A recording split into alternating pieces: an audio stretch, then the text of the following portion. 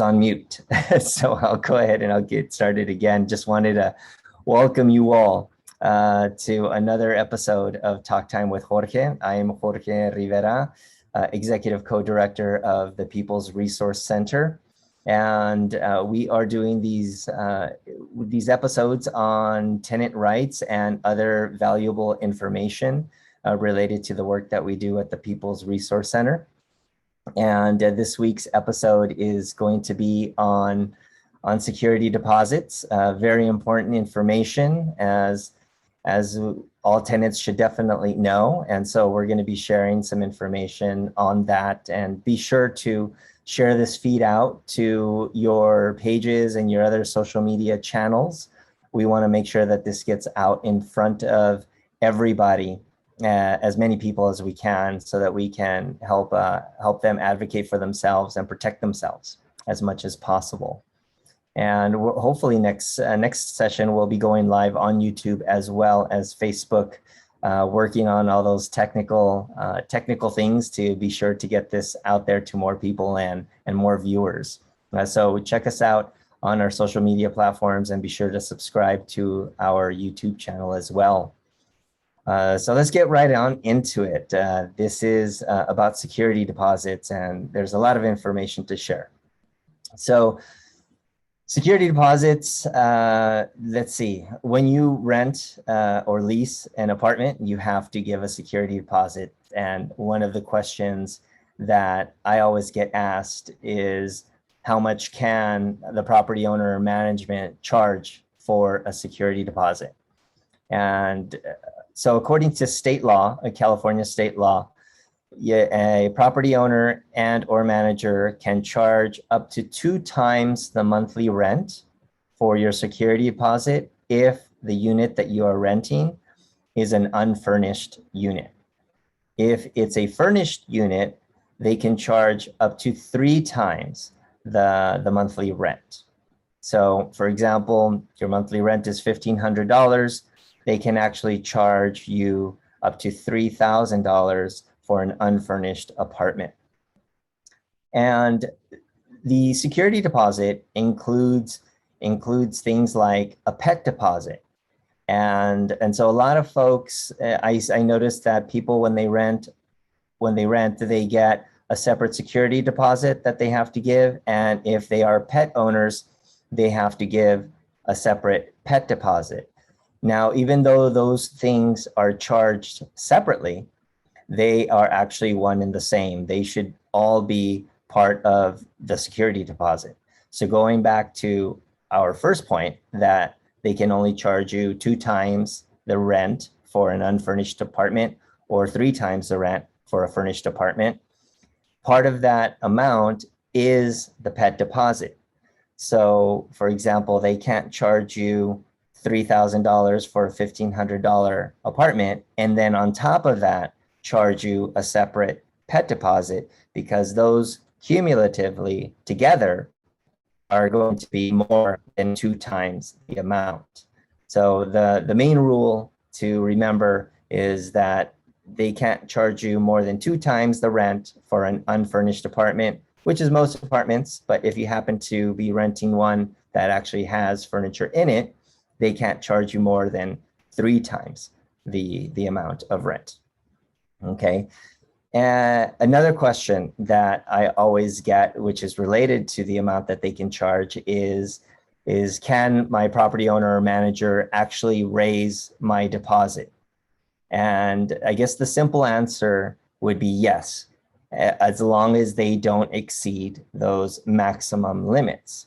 So I noticed that more often times than not, the person is getting charged rent for the first month and a security deposit, which is right around the same amount of rent, right? So in that instance, they're not getting charged 2 times the rental amount for the security deposit. So if the rent goes up down the line, then the property owner can actually also raise your security deposit. So they can even raise your security deposit without raising your rent, as long as they are not exceeding the 2 times the amount rule for an unfurnished apartment, 3 times for a furnished apartment. if that makes sense. Now, the sort of like the piece that's important when they're trying to raise your security deposit is as long as they give you proper notification. So they have to serve you with the notice, give you enough notice time, and that would validate the request for raising the security deposit. Now, this doesn't happen a lot. It doesn't happen a lot, but it does happen in certain circumstances. I've seen it happen a few times, but it doesn't happen in most cases. But just so that you know and that you are aware that that is a possibility. I think another question that we also get that's very important is, how do I make sure that I get my security deposit back? And I think the security or the protection that you should take as a renter to make sure that you get all of your security deposit back at the end of your tenancy, at the end of when you stop renting there, starts from the very first day that you start to rent in that unit. And it starts with making a move-in checklist. And I highly recommend this to anybody that is renting an apartment. If the property management company or the owner does not do a move-in checklist, you as a tenant should definitely do it on your own. And you can reach out to us if you want one of those checklists, and we can definitely supply you with one, or you can even Google one. Google a move-in checklist, and I'm sure you'll find different varieties of checklists. But the important piece is that you want to do an inspection of the unit from the very first day that you move in. You want to make a note of everything that needs repair, everything that needs maintenance, and if you can, take pictures, take videos, and just document all of that. And some folks don't realize all the different things that you can actually put down on a checklist, because they may not think that there are violations of health and safety codes. Like, for example, peeling paint. You know, a lot of us live in older apartments and we have paint that's peeling, but yet that can be a health and safety issue. So if you have peeling paint, you want to make a note of that, you know, and make a note of everything in the apartment the very first day. And then you're going to want to send that to the property owner, or you're going to want to send that to the management company, so you have a record of the condition that the apartment was in from the very first day that you moved in. And then when you move out of that unit, it's very customary to do a move out checklist, right? So now you have a move out checklist of what the condition of the unit was when you moved out compared to what the condition of the unit was when you moved in. So then that way you can show a very clear picture of what has happened throughout the time that you were renting there. And if the property management company or the owner wants to say is like, oh, well, they're peeling paint and we have to paint it, and so we're going to charge the tenant $200 because we have to repaint the unit. If you have that move-in checklist showing that it was already peeling from when you moved in, then you can dispute that charge and get some of your security deposit back, right? Now getting your security deposit is always something that we hope that the property owners and the management companies actually abide by, and they give us the money back, but it doesn't always happen that way. If the property owner or manager holds on to a portion of your security deposit or all of your security deposit, the remedy that you have is to write them a letter requesting that they send you the security deposit back, and then giving all of your reasons why, and or if they're only keeping a portion, is asking them why they're keeping a portion, because California state law says that the owner or the manager, they have 21 days from the day that you move out to actually return your security deposit or give you a list of all of the deductions that they're taking or keeping and the reasons why. So if they're saying that they need to paint, or if they're saying they need to change the carpet, or they're saying that maybe you caused damage and they had to keep some of your security deposit to do those repairs, they have to give you a list of all of that within 21 days from the day that you move out. So let's say 21 days comes and you haven't received your security deposit, or you haven't received any list of any kind. What you want to do is write a letter to them and say, hey, according to state law, you have to give me my security deposit back, or you have to give me a list of why you're keeping it. And if they still don't return or respond, then at that point, then you have the choice of actually filing a small claims lawsuit against the property owner to try to recover your security deposit. And this is why it's important to document everything that happens in the unit from the day that you move in to the day that you move out. Because if you're caught in this situation, this unfortunate situation, and you have to advocate and fight to get your security deposit back, then you want to have all of this documentation ready to show a judge or a court so that you can be able to get the deposit back. We work really hard for our money. It costs us a lot of money, and we want to make sure that we get it back. And we want to be able to hold the property owner or the management company accountable to doing what they should be doing, which is giving the security deposit back if there are no incurred damages or anything of that sort. Now, there is the law does allow for a cleaning fee to be kept in order to keep the unit clean, or if you left it in an unclean condition. Most of the times, in most of the contracts that I've seen, usually they turn in the property in what's called broom clean condition, meaning that it's dusted, it's swept, and there's no debris, there's no dirt.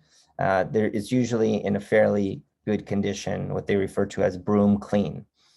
Now, if you moved into the unit in this condition, then the only thing that is required of you as a tenant is to leave it in the same condition. And I see a lot of tenants that come to me that spend money and time really deep cleaning the units, which is great.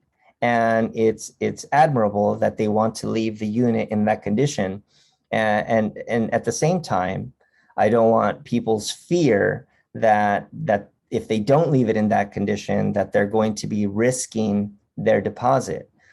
So pay attention to what your contract says, and also pay attention to the condition that you receive the unit from the very beginning, because that's exactly how you should leave the unit when you then move out of that place. So as far as getting your security deposit back, how much you have to give for your security deposit, and what you should do to protect and ensure that you get your security deposit back, it starts from the very first day that you move in. And so just to sum up, you want to do a move-in checklist as soon as you move in, and document the condition of the apartment. Now with smartphones, we can take video and we can take close-ups and we can take lots of pictures and store them and or email them to the property manager or the owner, right? So document the condition.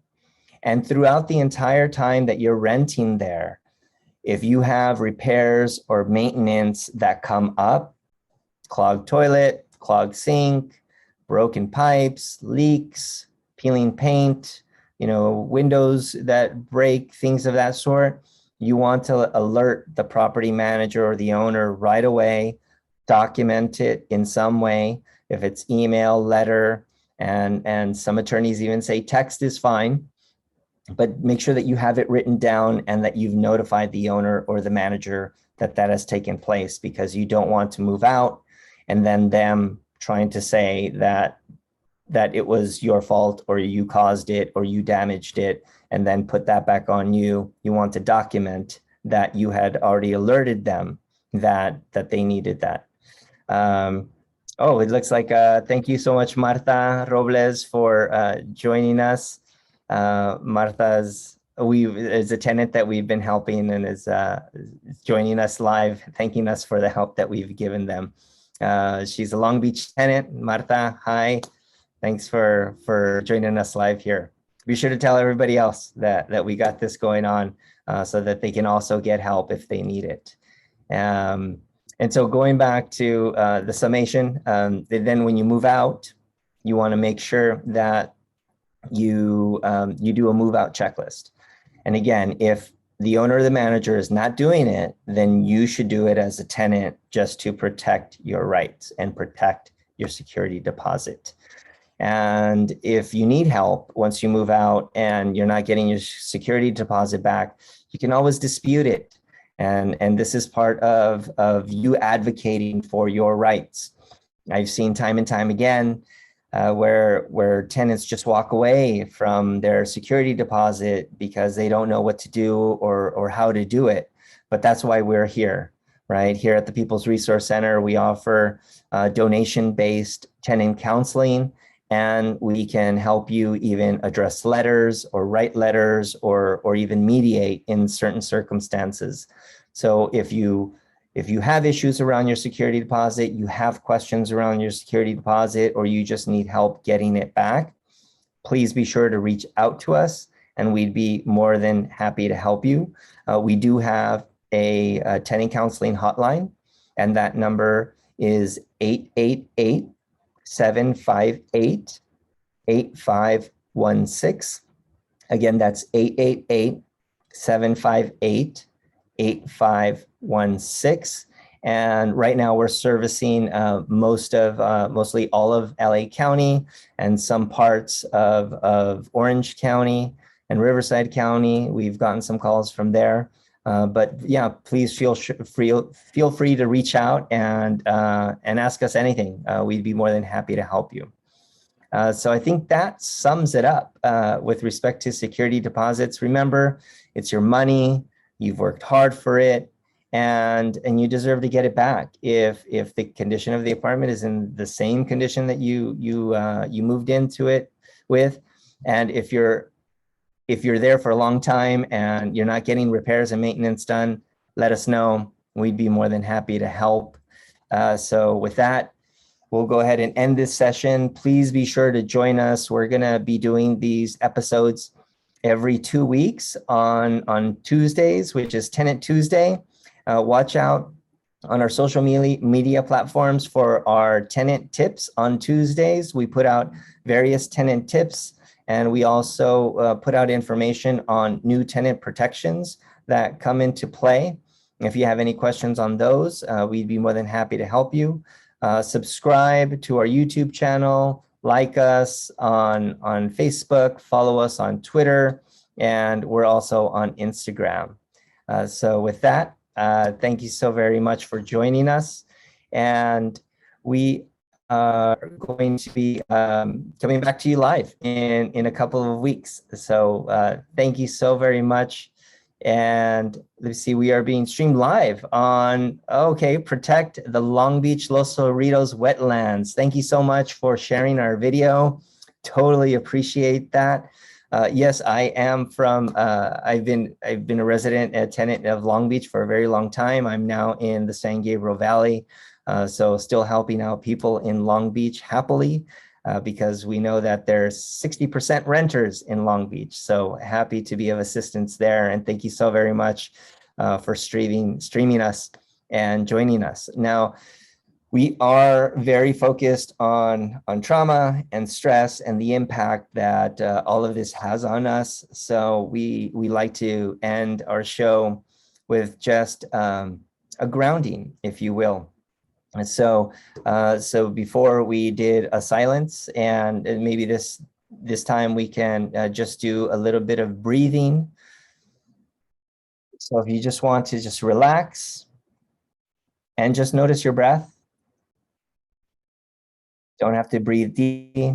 You don't have to exhale deeply. You don't have to do it through your nose or through your mouth. Just notice it. Notice your chest rising and falling. Is it slow? Is it fast? Is it deep? Is it relaxed? Is it stressed? A lot of the issues that we deal with are very stressful, and we want to be sure that everyone is taking care of themselves throughout this stress. Yes, we're about to end, but it looks like there might be some questions that might be coming in. Let me see. Okay, so let's just take one deep breath.